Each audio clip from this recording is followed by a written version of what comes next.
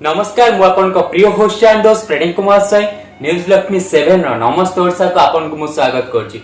मो गहना जे अछंती सारंग विषय कोन कहबी सारंग विषय अनेक मैगजीन अनेक बही रे तांकर कविता गल्प हो अनेक सारा बाहर सारछि आ सार जने सुनाम अर्जन करथिबा कुहा जाय गोटे लेखक जेतबेले बाहर दुनिया बुली के आसे जेतबेले सारियाडे किछि देखि के आसे थाए तापर से तो आसे रूम रे बसि जाय सेठु आरंभ होय जाय अनेक शिक्षा अनेक गल्प अनेक स्टोरी तादुर आमको किसी शिखिबा पाई मिली थाए तादुर आम किसी शिखि था आगु को बढ़िया पाए कारण ए जो लेखक मानकर कारण से एमिति जिंस लिखि थांते आम जेतले पढू जीवन शैली एमिति हे जाय चला पथ आहुरी सहज होय थाए।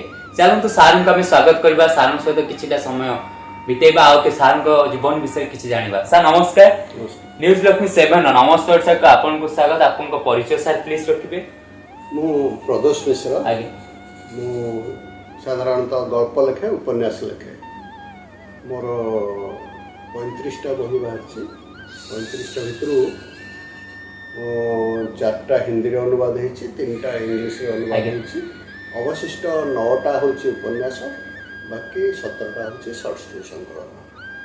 सर आपन जीवन रे एते बटा आगो जीवन काहाटो प्रेरणा पाइथिले जीवन क्षेत्र रे प्रेरणा काहाठू पाइथिली मु जानिनी किंतु बोधवे पिला दिने मोर नना फरासियस रीडर थिले तांकर पढ़िबा जो जिनसटा सेटा मोर प्रेरणा हेतिबो तापरे मोर मामू जयकृष्ण मिश्र से जन विख्यात काव्यकार थिले तांकठू किछि प्रेरणा आस्थिबो किंतु ता परवर्ती समय मु जानिनी प्रेरणा कोठू मोर ऑटोमेटिक मु लेखे पिला दिन लेखे स्कूल मैगजीन ने लिखुतली कॉलेज रे लिखुतली तापरे 1975 मसिया ठू मु रेगुलरली बड़ बड़ मैगजीन रे लिखिली। प्रथम मोर बड़ मैगजीन भितर प्रथम लेखा बाहरला जीवन रंग से मो जीवन रंग पुरस्कार भी पाई ता परवर्ती समय से मानस बाहर आसंता काली बाहर ए सब मैगजीन रे भी मोर लेखा बाहरी आउ मझे मो इंजीनियरिंग एमटेक कला समय किछि दिन लेखा बंद कर देथिली तापरे परवर्ती समय मु लिखी उपन्यास गल्प संकलन बाहर एबे भी लेखा चली बाहर पूजा मैगजीन अन्य स्पेशल मैगजीन सर हमर जो रही साहित्य क्षेत्र रे आपन को जानबारे कोन परिवर्तन आ आसीबा दरकार परिवर्तन साहित्य रे आसी जाए कहीं परिवर्तन आनंती कारण साहित्यिकटे प्रत्येक समय समाज को देखिकी ही लेखे समाजर प्रथा जी महाभारत लिखाई रामायण लिखा से कालर सामाजिक प्रथा से लिखिते ता परवर्ती समय जो लेखक मैंने लिखिते से समाजर घटनावली की देखिकी से लिखिते तेणु समाज जिते परिवर्तन हो चलती से लेखकर लेखा भी परिवर्तन हो चलो यहाँ गोटे ऑटोमेटिक प्रोसेस यहाँ कहीं करनी बर्तमान मुझे लिखी रजा महाराजा कथा ताको कहीं पढ़े से जुग पलैला तेणु बर्तमान समय जो जिनस ता भर आपण साहित्यिकर लेखार से सब जिन आसी जाए परिवर्तन आसी जाए तेणु से व्यस्त हमार किसी नहीं समाज को लेकिन लेखा परिवर्तन हो आम पुराणा लेखा जिते पढ़ुचु से पुराणा समय को जाकरी पढ़ा पड़ो निजक नहीं जावाक पड़ो से समय तेणु ये लेखाटा ऑटोमेटिक परिवर्तन हुए ताको कहीं परिवर्तन करती ना। सर आज आपण कौन कौन सब बही बाहर केते खंड बाहर ता विषय किछि कहबे। मोर प्राय 17 खंड खंडे शॉर्ट स्टोरी माने क्षुद्र गल्प संकलन बाहरी ता छड़ा 9टा 8टा गल्प उपन्यास तो बाहर सारी एवं गोटे आउ गोटे उपन्यास मो पाखे अच्छी से बाहर आउ ता छड़ा मोर इंग्रेजी रे अनुवाद होती 3टी बही आउ हिंदी रे अनुवाद होती 4टी बही भ्रमण कहानी बाहर मुझे जाइली फरेन 5टा कंट्री टूर रे जाइली से सब कंट्री उपर लिखी भ्रमण कहानी गोटे प्रवास बाहर ये सब जिन बाहर जहाँ अति सुंदर कथा सर कही सर आम तो आपणकर विभिन्न सारा मैगजीन रे गप देखीचु आ विभिन्न बही आपणकर बाहर आम जो दर्शक बंधु मैंने अच्छा आपण मुहर किसी सुंदर गप किसी शिखा गप आपण अनुरोध प्लीज कह गोटे। हाँ मु कहबी किंतु कथाटा हूँ आपणकर जो कम समय भितर मत गोटे छोटिया गप कह पड़ो तेणु मो पाखे चॉइस बेसी ना तथापि मु गोटे कथा कहूँ थे गोटे इंटरनेशनल सेमिनार रे जाइली IIT कानपुर गोटे टॉक देवाई मोर गोटे प्रेजेंटेशन था इटाली गोटे फैमिली संगे देखा ସେମାନେ ହିନ୍ଦୀ ଜାଣନ୍ତିନି କି ଓଡ଼ିଆ ଜାଣନ୍ତିନି। ସେମାନେ ଯେତେବେଳେ ଜାଣିଲେ ମୁଁ ଜଣେ ଲେଖକ ବୋଲି ସେମାନେ ଭାରି ଲେଖା ପ୍ରିୟ ଭାରି ମୋତେ ପଚାରିଥିଲେ ଯେ ଆପଣ ଗୋଟେ ଗପ ଆମକୁ କୁହନ୍ତୁ ଇଂରେଜୀରେ। କଥାଟା ହେଉଛି ମୋର ଗୋଟେ ଓଡ଼ିଆ ଗପ ମୁଁ ତାଙ୍କୁ ଇଂରେଜୀରେ କହିବି ଆଉ ତାର ଏକ୍ସପ୍ରେସନ୍ଟା ଠିକ୍ ଭାବେ ହେବ ସେଇଟା ମୋର ଡାଉଟ୍ ଥିଲା। କିନ୍ତୁ ସେ ଶୁଣି ସାରିଲା ପରେ ସେ ଗପକୁ ସେ ପୁଣି ଆଉ ଥରେ ରେକର୍ଡ଼ିଂ କରି ନେଇଥିଲେ। ମୁଁ ବର୍ତ୍ତମାନ ସେଇ ଗପଟି ହିଁ କହୁଛି ଆପଣଙ୍କୁ, ପୁରୁଣା ଗପଟି। ଗପର ନାଁ ହେଉଛି ଇନ୍ଦ୍ରଧନୁର ରଙ୍ଗ। ଗୋଟେ ରିକ୍ସାବାଲାଟେ ସବୁଦିନ ରିକ୍ସା ଚଲାଏ, ଗରିବ ଲୋକଟି। ସେ ସେଦିନ ଖାଇସାରିକି ଟିକେ ଢୋଳେଇ ପଡ଼ିଛି ରିକ୍ସା ଧରିକି। ଏହି ସମୟରେ ଗୋଟେ ବହୁତ ସୁନ୍ଦର ଝିଅଟିଏ ଆସିକି ତା ପାଖରେ ପହଞ୍ଚିଲା। କହିଲା, ରିକ୍ସାବାଲା ମୋତେ ଟିକେ ଚାନ୍ଦିନୀ ଚୌକ ନେଇଯିବୁ କଟକର ପାଖରେ। ସେ ରିକ୍ସାବାଲା ଖାଇସାରିକି କାହାକୁ ଭଡ଼ା ନେବାର ମୁଡ଼ରେ ନଥିଲା। ହଠାତ୍ ସେ ଯେଉଁ ଆଖି ଖୋଲିକି ଦେଖିଲା ଗୋଟେ ବହୁତ ସୁନ୍ଦର ଝିଅଟି ଠିଆ ହେଇଛି। ଏମିତି ନୁହେଁ ଯେ ସେ ଆଗରୁ କୌଣସି ସୁନ୍ଦର ଝିଅକୁ ଦେଖିନି କି ତା ରିକ୍ସାରେ ନାହିଁ, କିନ୍ତୁ ସେଦିନ କାହିଁକି ସେ ଦେଖିଲା ଯେ ଏଭଳି ସୁନ୍ଦର ଝିଅ ଯେମିତି ମୁଁ ଦେଖିନି। ବୋଧ ହୁଏ ସେ ଆଖି ଖୋଲିଲା ବେଳକୁ ତାକୁ ସେଭଳିଆ ଦେଖାଗଲା।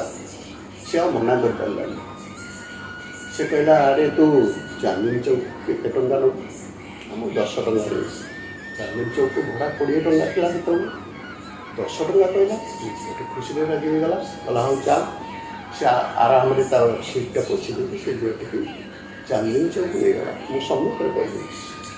ତାପରେ ତାର ମନେ ହେଲା ତା ପେଡେଲ ଗୁଡ଼ା ଯେମିତି ବୁଲି ଯାଉଛି, ସେ କିଛି କଷ୍ଟ କରୁନି।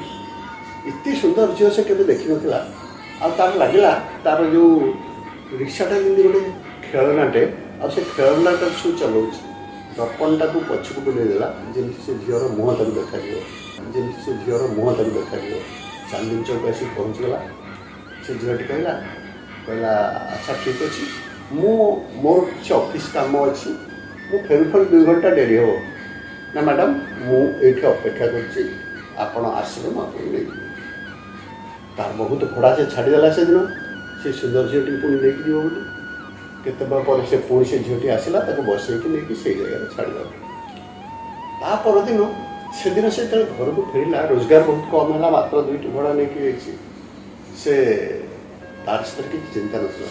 ସେ ସ୍ୱପ୍ନ ଦେଖିଲା, ମୋର ଜୀବନଟା ଭଗବାନ ନଷ୍ଟ କରିଦେଲେ।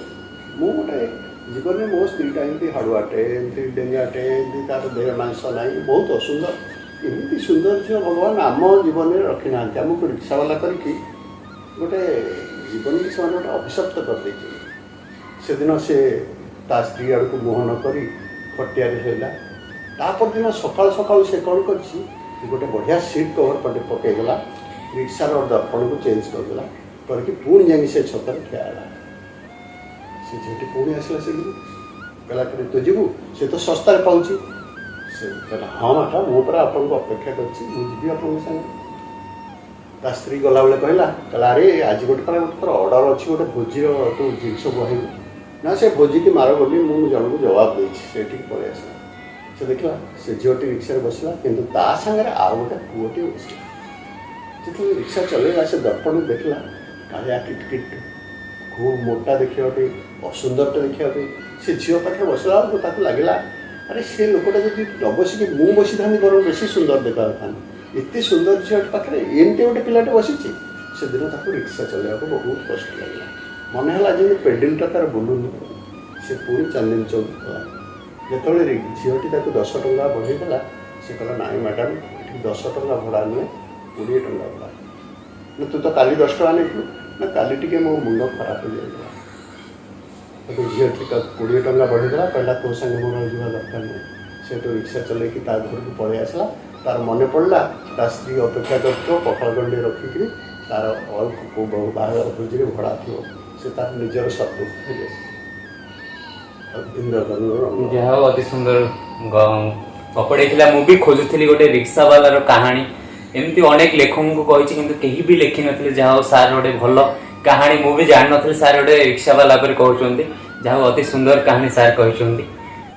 ସାର୍, ଆପଣଙ୍କ ଜୀବନରେ ଆପଣଙ୍କ ଫ୍ୟାମିଲି ସପୋର୍ଟ କେତେ କ'ଣ ରହିଛି? ଫ୍ୟାମିଲି ସପୋର୍ଟ ଯିଏ ଯାହା କହୁ ପଛେ, ଯେତେ ଥିଲେ ବି ସେଥିରେ ତାର ଲେଖାର ବିଶେଷ କିଛି ଉନ୍ନତି ହୁଏନି, ଟିକେ ହୁଏ, ବେଶୀ କିଛି ଉନ୍ନତି। ଯେ ପର୍ଯ୍ୟନ୍ତ ନିଜର ସପୋର୍ଟ ନିଜ ଉପରେ ନାହିଁ ସେ ପର୍ଯ୍ୟନ୍ତ ଗୋଟେ ଲେଖକ ହେଇପାରିବନି। ଯଦି ନିଜେ ଅଳସୁଆ ହେଇଯିବ, ନିଜର ସପୋର୍ଟ ନିଜ ଉପରେ ସେ କହିବ ମୁଁ ପାରିବିନି, ମୋ ପାଖେ ସମୟ ନାହିଁ, ତାହେଲେ ସେ ଲେଖିପାରିବନି। ଆପଣ ବିଶ୍ୱାସ କରିବେନି, ମୁଁ ଯେତେବେଳେ ଏମ୍ଟେକ୍ କରୁଥିଲି, ଚାକିରି କରୁଥିଲି, ଏମ୍ଟେକ୍ କରୁଥିଲି, ସେ ସମୟରେ ମୁଁ ବେଶୀ ଗପ ଲେଖିଥିଲି। ତେଣୁ କଥା ହେଉଛି ଏଇ ଯେଉଁ ପ୍ରେରଣାଟା, ଏଇଟା ଅନ୍ୟମାନଙ୍କର ଯେତିକି ନଥାଏ, ନିଜର ମନର ପ୍ରେରଣା, ନିଜର ପ୍ରେରଣାଟା ହିଁ ସବୁଠୁ ବଡ଼। ତେଣୁ ସେ ପ୍ରେରଣା ମୋ ପାଖରେ ଅଛି, ତେଣୁ ମୁଁ ଆଜି ଯାଏଁ ଲେଖି ଲେଖି ଚାଲୁଛି। ସାର୍ ଏବେ ଯେଉଁ ଆମର ନୂଆ ପିଢ଼ି ମାନେ ଆସୁଛନ୍ତି, ଲେଖୁଛନ୍ତି, ଗପ ହଉ, କବିତା ହଉ, ବିଭିନ୍ନ ଜିନିଷ ଲେଖିକି ବାହାରୁଛନ୍ତି, ତାଙ୍କୁ ଆପଣ କ'ଣ ମେସେଜ ଦେବା ପାଇଁ ଚାହିଁବେ? ନୂଆ ପିଢ଼ିମାନେ ଭଲ କବିତା ଲେଖୁଛନ୍ତି, ଭଲ ଗଳ୍ପ ଲେଖୁଛନ୍ତି। ସେମାନେ ଆଜିକାର ପିଲା, ଏବେ ସମାଜର ପିଲା, ଏବେ ସମାଜକୁ ସେମାନେ ଆମ ଅପେକ୍ଷା ବେଶୀ ଉପଲବ୍ଧି କରୁଛନ୍ତି। ତେଣୁ ତାଙ୍କ ଲେଖନୀରେ ଖାଣ୍ଟି ବର୍ତ୍ତମାନ ନିଛକ ଆଧୁନିକତା ରହିଛି। ନିଛକ ଆଧୁନିକତା ରହିବା ଦ୍ୱାରା କ'ଣ ହେଉଛି, ସେ ଲେଖାକୁ ବର୍ତ୍ତମାନ ଆଧୁନିକ ପିଲାମାନେ ବେଶୀ ପସନ୍ଦ କରୁଛନ୍ତି। ସେଇଟା ଗୋଟେ ଟାଇପ୍ର ଲେଖା। ମୁଁ ଆଗରୁ ଆପଣଙ୍କୁ କହିଛି, ଲେଖାଟା ଅଟୋମେଟିକ୍ ପରିବର୍ତ୍ତନ ହୁଏ। ଯେହେତୁ ସେମାନେ ଆଧୁନିକ ପିଲା, ଆଧୁନିକ ଥିଲେ ବହୁତ ଭଲ ଲେଖୁଛନ୍ତି ସେମାନେ। କିନ୍ତୁ ଗୋଟେ କଥା, ବର୍ତ୍ତମାନ ବେଶୀ ଲୋକ ଆଉ ଲେଖୁନାହାନ୍ତି। କାହିଁକି ଲେଖୁନାହାନ୍ତି ନା, ସେମାନେ ଭାବୁଛନ୍ତି ଲେଖାଟା ଆମର ଗୋଟେ ମାନେ ହବି ହେବା ଉଚିତ ନୁହେଁ। ଏଇଟା ଆମକୁ ରୋଜଗାରର ବାଟ ଦେଉନି। ଆମର ରୋଜଗାର ବାଟ ଅନ୍ୟ ପ୍ରକାର, କିଏ ସଫ୍ଟୱେରରେ ଚାକିରି କଲାଣି, କିଏ ଡାକ୍ତର ହେଲାଣି, କିଏ ଇଞ୍ଜିନିୟର ହେଲାଣି। ଏଇ ଲେଖାଟା ସେମାନଙ୍କ ପାଇଁ ଗୋଟେ ଏକ୍ସଟ୍ରା ଟାଇମ୍, ଯେମିତି ଇନଭେଷ୍ଟମେଣ୍ଟ ଗୋଟେ ହେଉଛି, ଏଇଭଳିଆ ଜିନିଷଟା ସେ ଭାବୁଛନ୍ତି। କିନ୍ତୁ ଯଦି ଆମର ଲେଖାରେ ଲୋକମାନେ କିଛି ରୋଜଗାର କରିପାରନ୍ତେ, ଆଜିକାଲି ପିଢ଼ିମାନଙ୍କୁ ଯଦି କିଛି ରୋଜଗାର ଦିଆଯାଇପାରନ୍ତା ସେ ପ୍ରକାର, ତାହେଲେ ଡେଫିନେଟଲି ଆମର ଓଡ଼ିଆ ସାହିତ୍ୟ ଯେତେ ଉନ୍ନତ, ଅନ୍ୟ କୌଣସି ଭାଷାର ସାହିତ୍ୟ ତା ସାଙ୍ଗେ କମ୍ପେୟାରେବଲ୍ ହିଁ ନୁହେଁ। ସାର୍ ଆପଣ କେଉଁ ଗପ ଆଉ ଉପନ୍ୟାସ ଲେଖିବାକୁ ବେଶୀ ଭଲ ପାଆନ୍ତି? ଦେଖନ୍ତୁ, ମୋର ଟିକେ ଚଏସ୍ ଅଲଗା ପ୍ରକାରର। ମୁଁ ଯଦିଓ ପ୍ରଫେସନ୍ ମୋର ଇଞ୍ଜିନିୟରିଂ, ମୁଁ ଟିକେ ମଣିଷର ମନସ୍ତତ୍ଵ ଉପରେ ବେଶୀ ଲେଖେ, ଫିଲୋସଫି ଉପରେ ବେଶୀ ଲେଖେ, ଆଉ ବେଶୀ ଲେଖେ ଆହୁରି ମାନେ ଅନ୍ୟ ଗୋଟେ କାଟେଗୋରୀ ଲେଖେ, ତୃଣମୂଳ ଚରିତ୍ର ଉପରେ ଲେଖେ। ଭିକାରୀ, ରିକ୍ସାବାଲା, ଏଇ ପ୍ରକାର ଲୋକଙ୍କ ଉପରେ ଲେଖେ। ସେମାନଙ୍କୁ ମୁଁ ଷ୍ଟଡି କରେ। ଆଉ ମଣିଷଟେ ତା'ର ଜୀବନଯାପନ କେମିତି, ସେ କ'ଣ ଭାବେ, ତା'ର ଭିତରର ଥଟ୍ କେମିତି, ତେଣୁ ତା'ର ମନସ୍ତତ୍ଵକୁ ଯାଇକରି ସେ ମନସ୍ତାତ୍ତ୍ୱିକ ଗଳ୍ପ ମୋର ବହୁତ ଅଛି। ଆଉ ଯାହା ଅଛି ସବୁ ତୃଣମୂଳ ଚରିତ୍ରର ଗପ। ତେଣୁ ସେସବୁ ଲେଖିବା ପାଇଁ ମୋତେ ବହୁତ ଆନନ୍ଦ ଲାଗେ। ଆଉ କାହାଣୀହୀନ ଷ୍ଟୋରି ମୁଁ ଲେଖେନି କେବେ, ଯେଉଁଟା ସାଧାରଣ ଲୋକଙ୍କୁ ପଢ଼ିବାକୁ ହୁଏତ ସେତେ ଆଗ୍ରହ ନ ହେଇପାରେ। ତେଣୁ ଏଇସବୁ ଜିନିଷକୁ ନେଇକି ମୁଁ ଲେଖେ। କିନ୍ତୁ କେବେ କେବେ ଯେଉଁ ମୋ ମନକୁ କେଉଁଟା ଆସିଲା, ହଠାତ୍ ଆଜି ଗୋଟେ ଭାବନା ଆସିଲା, ସେ ଭାବନାଟା କ'ଣ ହେଲା, ତାକୁ କିପରି ଭାବରେ ମୁଁ ରୂପାନ୍ତର କରିପାରିବି, ସେଇ ଜିନିଷ ଲେଖିଛି। ଏବେ ଗୋଟେ ପରିଚୟ ବୋଲି ଗୋଟେ ଗଳ୍ପ ଲେଖିଥିଲି, ସେଇଟା ବହୁତ ଆଦୃତ ହୋଇଗଲା। ସେଇଟା ଗୋଟେ କୁକୁରର ଅପରେସନ୍ ହେଇକି ତାର ଛୁଆକୁ ବାହାର କରିଦିଆଯାଇଛି। ଗୋଟେ ମଣିଷଟେ ବାହାର କରିଦେଇଛି, କିନ୍ତୁ ମଣିଷର ପେଟରୁ ଛୁଆ ବାହାର କରିକି ସେ କୁକୁରକୁ ମାରି ଦିଆହେଇଛି। ତା ଉପରେ ଯେଉଁ ଥଟ୍ଟା ରଖାଯାଇଛି, ସେଇଟାକୁ ହ୍ୟୁମାନ୍ ସାଇକୋଲୋଜି ସାଙ୍ଗେ ମୁଁ ମିଶାଇ ଦେଇଛି। ତେଣୁ ଏଇ ପ୍ରକାର ଗପ ଲେଖିବାକୁ ମୋତେ ଆନନ୍ଦ ବେଶୀ ଦିଏ ଗପ। ସାର୍ ଏ ଲେଖା ଏମିତି ସାର୍ ଜାରି ରହିବ? ଜାରି ତ ରହିଛି, ଦେଖାଯାଉ। ଯେତେ ପର୍ଯ୍ୟନ୍ତ ସବୁ ଠିକ୍ଠାକ୍ ଚାଲିଛି, ଯେତେବେଳେ ମୋଠୁ ସେ ଭାବନା ଭଗବାନ ନେଇଯିବେ, ଯେତେବେଳେ ମୋ ପାଖକୁ ସେ ଭାବନା ନ ଆସିବ, ସେତେବେଳେ ହୁଏତ କଲମ ବନ୍ଦ ହେଇପାରେ। କିନ୍ତୁ କଲମ ବନ୍ଦ ମୁଁ ବନ୍ଦ କରିବାକୁ ଦେବି ନାହିଁ। ଯେ ପର୍ଯ୍ୟନ୍ତ ମୋ ମୁଣ୍ଡ କାମ କରୁଛି, ସେ ପର୍ଯ୍ୟନ୍ତ ନିଶ୍ଚୟ ଲେଖି ଚାଲିଥିବି। ସାର୍ ଆପଣଙ୍କ ଫ୍ୟାମିଲି ସବୁ ଆଉ ସବୁ କିଏ ସବୁ ଅଛନ୍ତି? ମୋ ସ୍ତ୍ରୀ ଅଛନ୍ତି, ମୋର ପୁଅ ଅଛି, ଝିଅ ଅଛି, ଜଇଁ ଅଛି, ବୋହୂ ଅଛି, ଆଉ ଗୋଟେ ନାତୁଣୀ ଅଛି। ଏମାନେ ସବୁ ଅଛନ୍ତି। ସେମାନେ ପୁଅ ବୋହୂ ଚାକିରି କରିଛନ୍ତି ଦିଲ୍ଲୀରେ, ଆଉ ଝିଅ ଜଇଁ ଚାକିରି କରିଛନ୍ତି ବାଙ୍ଗାଲୋରରେ। ବର୍ତ୍ତମାନ ଆମେ ଦୁଇ ଜଣ ଏଠି ଭୁବନେଶ୍ୱରରେ ଅଛୁ ରିଟାୟାରମେଣ୍ଟ ପରେ। ସାର୍ ଆପଣଙ୍କ ଯେଉଁ ପରିବାର, ଯେଉଁ ସାଙ୍ଗସାଥି, କବି ପରିବାର, ଗଳ୍ପ ପରିବାର ଯେଉଁ ସବୁ ଅଛନ୍ତି, ତାଙ୍କୁ ଆପଣ କ'ଣ କହିବାକୁ ଚାହିଁବେ ଚ୍ୟାନେଲ୍ ମାଧ୍ୟମରେ? ମୁଁ କହିବି, ଯଦି ଆପଣଙ୍କର ଭାବନା କିଛି ଅଛି, ତାକୁ ରୂପାନ୍ତରିତ କରନ୍ତୁ। ଗଳ୍ପ ମାଧ୍ୟମରେ, କବିତା ମାଧ୍ୟମରେ, ଉପନ୍ୟାସ ମାଧ୍ୟମରେ। ଚିନ୍ତା କରନ୍ତୁନି ସେଗୁଡ଼ିକ କେଉଁଠି କେତେ ପୁରସ୍କାର ପାଇଲା, କେତେ ଆଦୃତ ହେଲା, କେତେ, ସେ କଥା ଲେଖିଲେ ଆପଣ ଲେଖିପାରିବେନି ଠିକ୍ ଭାବରେ। ଲେଖି ଚାଲନ୍ତୁ। ଯଦି ସେ ଲେଖାଗୁଡ଼ିକ ପାଠକମାନଙ୍କର ପସନ୍ଦ ହେଲା, ଆପଣ ସେଇ ଜିନିଷ ଲେଖି ଚାଲନ୍ତୁ ଭାବନା ଯେତେବେଳେ ଆପଣଙ୍କ ମନରେ ଆସୁଛି ତାକୁ ଦବେଇକି ରଖନ୍ତୁନି, ତାକୁ ଲେଖି ଚାଲନ୍ତୁ। ବର୍ତ୍ତମାନ ଯେଉଁ ନୂଆ ଲେଖକମାନେ ଅଛନ୍ତି ବହୁତ ଭଲ ଲେଖୁଛନ୍ତି, ତେଣୁ ଅନେକ ଲୋକଙ୍କ ଭିତରେ ଭାବନା ଆସିଲେ ବି ସେମାନେ କହୁଛନ୍ତି ସମୟ ନାହିଁ। ଏଇଟା ଭୁଲ କଥା। ସେମାନେ ସମୟ ବାହାର କରିକି ଲେଖନ୍ତୁ, କିଛି ନ ଦେଉ, ଏସବୁ ଫାଇନାନ୍ସିଆଲ ବେନିଫିଟ୍ ନ ଦେଉ କିଛି, କିନ୍ତୁ କମ୍ ସେ କମ୍ ନିଜ ଆତ୍ମାକୁ ତ ତୃପ୍ତି ଦେବ। ତେଣୁ ସେ ଭାବନାଟା ଦୂରେଇକି ଏଇ ଭାବନା ନେଇକି ଲେଖନ୍ତୁ। ତା ଦେହରେ ଆମ ଭାଷାର ଉନ୍ନତି ହେବ, ନିଜର ଉନ୍ନତି ହେବ, ନିଜର ମାନେ ଶୁଦ୍ଧତା ଆସିବ, ନିଜର ପରିପକ୍ୱତା ବି ଆସିବ। ଯାହା ଅତି ସୁନ୍ଦର ସାର୍ ଭଲ କଥା କହିଛନ୍ତି, ଅନେକ ଶିଖିବା କଥା କହିଛନ୍ତି, ଯାହାକୁ ଆମେ ଦେଖିଲେ ଆମେ ଶିଖିପାରିବା। ଗୋଟେ ଆଗ ଓଡ଼ିଆ ଯେତେବେଳେ ଆମ ଯୋଉ ଓଡ଼ିଆ କଲଚର, ଓଡ଼ିଆ ଜିନିଷ ସବୁ ରହୁଛି, ଓଡ଼ିଆ ପରମ୍ପରା, ଓଡ଼ିଆ ସଂସ୍କୃତି, ମୁଁ ଗୋଟେ କଥା କହି ୟୁଥ୍ ମାନଙ୍କୁ ଆମେ କିଛି ଦେଖି ଶିଖିବା ପୂର୍ବରୁ ନିଜ ଉପରେ ଆଗ ନିଜେ ଷ୍ଟଡି କରନ୍ତୁ, ଦେନ୍ ଆପଣ ମାନେ ଆଗକୁ ଯାଇପାରିବେ। ଆମେ ଚେଷ୍ଟା କଲେ ସବୁ କିଛି କରିପାରିବା। ଏ ଦୁନିଆରେ କିଛି ଅସମ୍ଭବ ନୁହେଁ, ଖାଲି ଆମେ ଚେଷ୍ଟା କରିବା। ଆଉ ଗୋଟେ କ'ଣ ମୋଷ୍ଟ ଇମ୍ପୋର୍ଟାଣ୍ଟ, ମା ବାପାଙ୍କ ପ୍ରତି ଭଲ ପାଇବା ଆଉ ସ୍ନେହ ମମତା ଥିବା ଦରକାର, ଯାହେଲେ ଆମେ ଆଗକୁ ଯାଇପାରିବା। ଯାହା ହଉ ସାର୍ ଏତେ ସମୟ ଦେଇଥିବାରୁ ଅଶେଷ ଧନ୍ୟବାଦ। ମୁଁ କହି ରଖିଛି ମୋ ଯୋଉ ପ୍ରୟାସ ବା ବିଭିନ୍ନ ଲେଖକ ବା ଲେଖିକାଙ୍କୁ ସାମ୍ନାକୁ ଆଣିବା ପାଇଁ ମୋ ପ୍ରୟାସ ଏମିତି ଜାରି ରହିବ। ପୁଣି ଥରେ ନେକ୍ସଟ ଜାଗାରେ ନେକ୍ସଟ ଅତିଥି ନେଇକି ପହଞ୍ଚିବି। ରହୁଛି, ନମସ୍କାର।